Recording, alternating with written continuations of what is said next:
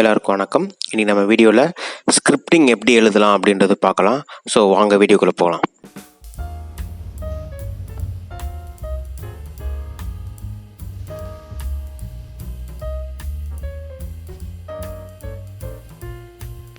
Law of attraction ப்ராக்டிஸில் ஸ்கிரிப்டிங்கிறது ஒரு இம்பார்ட்டண்டான process. இந்த ப்ராசஸ் பண்ணதுக்கு நீங்கள் சில விஷயங்கள் கடைப்பிடிச்சிருக்கணும். குறைஞ்சது ஒரு 3லேருந்து ஒரு 4 மாதம் வந்து நீங்கள் டீடாக்ஸில் இருந்துக்கணும். டீடாக்ஸ்னால் அந்த மீடியா பார்க்காம நீங்கள் ஃபோக்கஸ்டாக இருந்தீங்கன்னா, ஏன்னா அப்போ தான் நீங்கள் ஸ்கிரிப்டிங் எழுதும் போது உங்களுக்கு வந்து அந்த ஒரு ஃபீல் கிடைக்கும். ஸோ அது எப்படி எழுதலான்ற சொல்கிறேன். இப்போ உதாரணத்துக்கு இப்போ நீங்கள் ஒரு சொந்த வீடு கட்டணும்னு ஆசைப்பட்றீங்கன்னா, நீங்கள் எந்த ஒரு ஸ்கிரிப்டிங் எந்த ஒரு ப்ராசஸ் எழுதினாலுமே அது நீங்கள் அடைஞ்சா மாதிரி தான். ஸ்கிரிப்டிங்கில் அதே மாதிரி தான். இப்போ நீங்கள் ஒரு சொந்த வீடு கட்டணும்னு ஆசைப்பட்றீங்கன்னா, இன்றைக்கி வந்து உங்கள் சொந்த வீடு கட்டி முடிச்சாச்சு.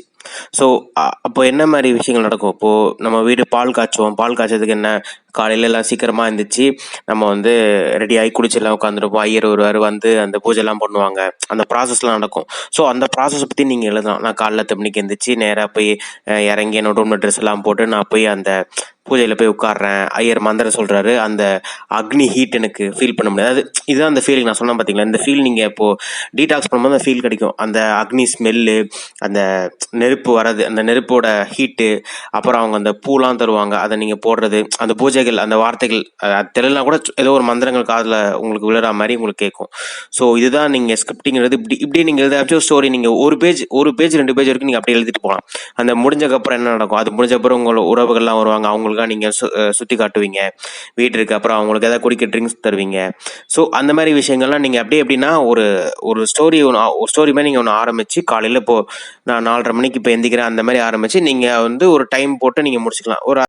ஒரு ஸ்டோரி மாதிரி எழுத ஆரம்பிங்க. அப்படின்னா மார்னிங் அந்த ப்ராசஸ் நடக்குது, அந்த ரிச்சுவல் நடந்ததுக்கப்புறம் என்ன மாதிரி விஷயங்கள்லாம் இருந்து உங்கள் வீட்டுக்குள்ளே ஒவ்வொரு ரூமாக சுற்றி காட்டுவீங்க. உங்களுக்கு தெரிஞ்ச ஃப்ரெண்ட்ஸ் எல்லாம் நீங்கள் அந்த வாங்கி வச்ச புது பொருள், அந்த விஷயங்கள் எல்லாமே நீங்கள் அந்த வீட்டை சுற்றி என்ன விஷயங்கள்லாம் உங்களால் எழுத முடியும் அது எல்லாமே நீங்கள் எழுதிங்க. புது சோஃபாவில் உட்கார்ற ஃபீலு, அப்புறம் உங்களுடைய புது சேரில் உட்கார்ற ஃபீலு, அப்புறம் டிவி பார்க்குறது, செல்ஃபோன் இருந்தால் புது செல்ஃபோனை பார்க்குறது.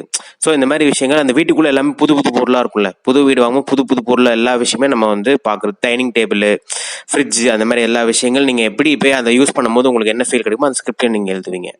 ஸோ இதுதான் ஸ்கிரிப்டிங் எழுதக்கூடிய பேசிக் ப்ராசஸ். அதே மாதிரி நீங்கள் எழுதும் போது இந்த வீடு இப்போ நான் கட்டிகிட்ருக்கேன், நான் போய் அந்த வீட்டில் போய் உள்ளே போய் அந்த பாதி வீடு கட்டிகிட்டு இருக்கும்போது நான் உள்ளே போய் எட்டி பார்க்குறேன், அந்த மாதிரி எழுதவே கூடாது. நீங்கள் எந்த ஒரு கோலாக இருந்தாலுமே அது உங்களுக்கு கிடைச்சா மாதிரி நீங்கள் எழுதணும். இப்போ கார்னால் அதே மாதிரி இப்போ நீங்கள் இப்போ வந்து ஒரு கார் வாங்கணும் ஆசைப்பட்றீங்கன்னா, இப்போ அந்த கார் வந்து நீங்கள் வாங்கிட்டீங்க, ஷோரூமில் நீங்கள் எடுத்துகிட்டு என்ன பண்ணுவீங்க, நேராக வீட்டுக்கோ இல்லை கோயிலுக்கு கொண்டு போய் அந்த பூஜையெல்லாம் பண்ணிவிட்டு அதுக்கப்புறம் உங்களோட அம்மா அப்பா அப்புறம் உங்களுடைய குழந்தைகள் எல்லாம் கூட்டிகிட்டு நீங்கள் அப்படியே போவீங்க. ஸோ அது மாதிரி எந்த விஷயங்கள் நீங்கள் கோலாக இருந்தாலுமே நீங்கள் அது உங்களுக்கு கிடைச்சா மாதிரி நீங்கள் ஸ்கிரிப்டிங்கில் எழுதணும். ஸோ அதான் ரொம்ப ரொம்ப முக்கியமான விஷயம். ஸ்கிரிப்டிங் எதில் எழுதலான்னு உங்களுக்கு சந்தேகம் வரும். நீங்கள் ஒன்று பண்ணலாம், ஒரு நோட்டு வச்சுக்கோங்க. ஒரு நோட்டு வச்சு அந்த நோட்டில் வந்து ரெகுலராக எழுதுகிற மாதிரி பாருங்கள்.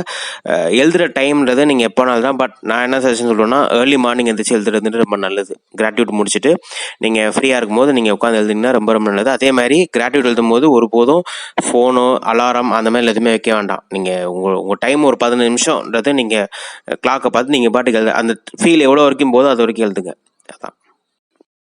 இந்த வீடியோ உங்களுக்கு பிடிச்சிருக்கும்னு நம்புகிறேன். உங்களுக்கு ஏதாவது சந்தேகம் இருந்தால் கமெண்ட் செக்ஷனில் மென்ஷன் பண்ணுங்கள், நான் அதுக்கு சொல்யூஷன் தரேன். இந்த வீடியோ பார்த்ததுக்கு மிக்க நன்றி. Thank you very much.